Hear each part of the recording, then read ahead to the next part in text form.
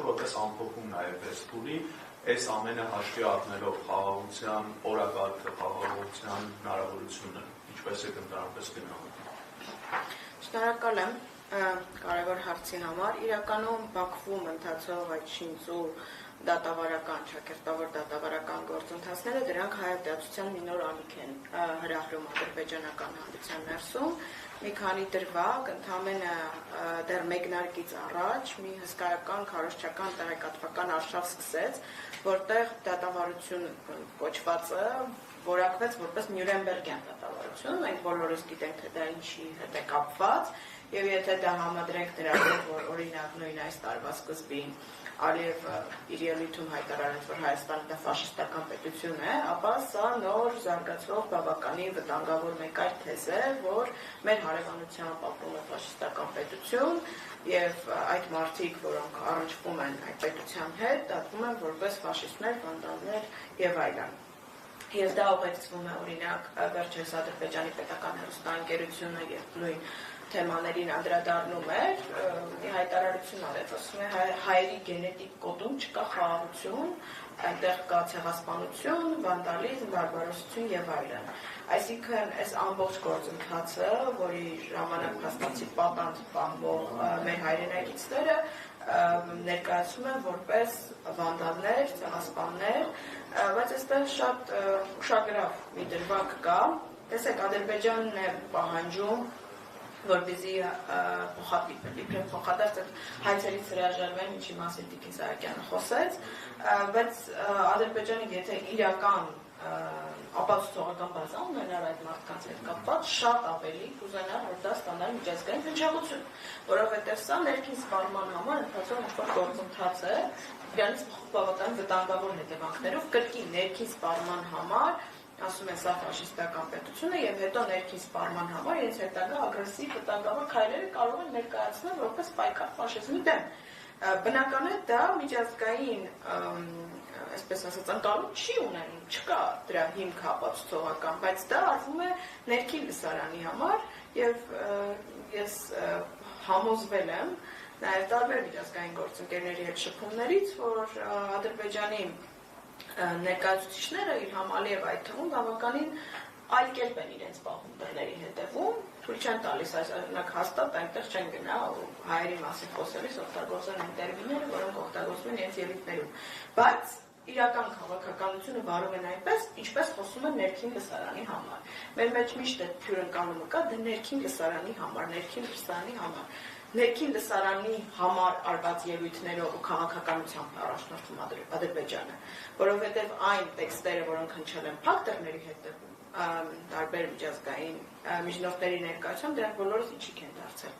Եվ սա փաստ է, եւ մենք պետք է հասկանանք, որ այդ ելույթները, այդ շինծու դատավարական գործընթացները, այնտեղ հնչող մեղադրանքները երկարաժամկետ ծրագրեր ունեն Հայաստանի դեմ, Հայաստանի Հանրապետության դեմ։ Այստեղ սուրբ 15 հոգու, մեր 15 հայրենակցի վերաբերյալ չէ այս գործընթացը։ Այս գործընթացը երկարաժամկետ ուղղված է, առումով ուղղված է Հայաստանի Հանրապետության դեմ, եւ եթե կարդաք այդ դատախազի մեղադրական, այսպես կոչված մեղադրական եզրակացությունները, վճիռները եւ այդ գործընթացի ընթացքում հնչած միտքերը, դա ուղղված է Հայաստանի Հանրապետության դեմ։ Այսինքն ու այդ գործընթացում երբ իրենք պահանջում են միջազգային իրավական ակտերի հետ քաշում, հայկական կողմը նույնիսկ չի կարողանում պահանջել, որպեսզի այդ ամբողջ դատավարական գործընթացների շինությունը ուղղակի դադարեցվեն եւ այդ մարդիկ ազատ արձակվեն, որովհետեւ եթե Հայաստանը այսօր պատրաստ է բավականին լուրջ ապացուցողական բազա ունենալով միջազգային դատարանում դրանից բխող բոլոր հետևանքներով Ադրբեջանի համար դրանից հրաժարվելուց չի կարողանում անգամ պահանջել 15 հայրենակցի ազատ արձակում եւ վերադարձ կներեք 15 չէ 20 չէ, հա 15 Լեռնային Ղարաբաղի ռազմաքաղաքական ղեկավարությունը եւ մեր մեծ հայրենակիցները, որոնք անցնում են այդ գործընթացի միջով Այդ նշանակում է, որ ամբողջությամբ իրականացվում է ուժի սպառնալիքի քաղաքականություն, Հայաստանի իշխանություններն են սեփական անջանությունն, անկարողությունը, այսպես ձևակերպեմ, թաքցնելու համար դա ներկայացնում է որպես խաղաղության օրակարգ, բայց բոլորս գիտենք, որ խաղաղություն առանց արդարության չի կարող լինել։ Իսկ այս ամբողջ գործընթացը անարդարության, ռիսկերի, ատելության, զավթողական ծրագրերի եւ նպատակների մասին է։ Ուստի ցավալիորեն պետք է արձանագրեմ, որ միգուցե 20 թվականից առաջ այդ հնարավորությունները ավելի շատ կային ինչ-որտեղ, քան այսօր կան։ Այսօր այդ հնարավորությունները ավելի են նվազում, որովհետև այսօր արդեն Ադրբեջանի զավթողական ծրագրերը հստակ եւ աներկբաված են Հայաստանի Հանրապետության դեմ, ընդ որում ոչ թե օրինակ միայն Սյունիքի մարզի կամ միայն Գեղարքունիքի մարզի դեմ, այլ ամբողջ Հայաստանի Հանրապետության դեմ, ներառյալ մայրաքաղաք Երևանը։ Բացեք Ադրբեջանի գերատեսչական կայքերը, Պաշտպանության նախարարության կայք, արտգործնախարարության կայք, նախագահականի կայքը, այնտեղ մայրաքաղաք Երևանը ներկայացված է որպես հին ադրբեջանական քաղաք։ Եվ բացեք մեր պաշտոնական կայքերը ու կտեսնեք, որ Արցախի մասին ամբողջ ինֆորմացիան ուղղակի ջնջվել է։ Ու դրա փոխարեն մենք ստանում ենք Արևմտյան Ադրբեջան զավթողական ծրագիր խոսույթը, դեռևս խոսույթը,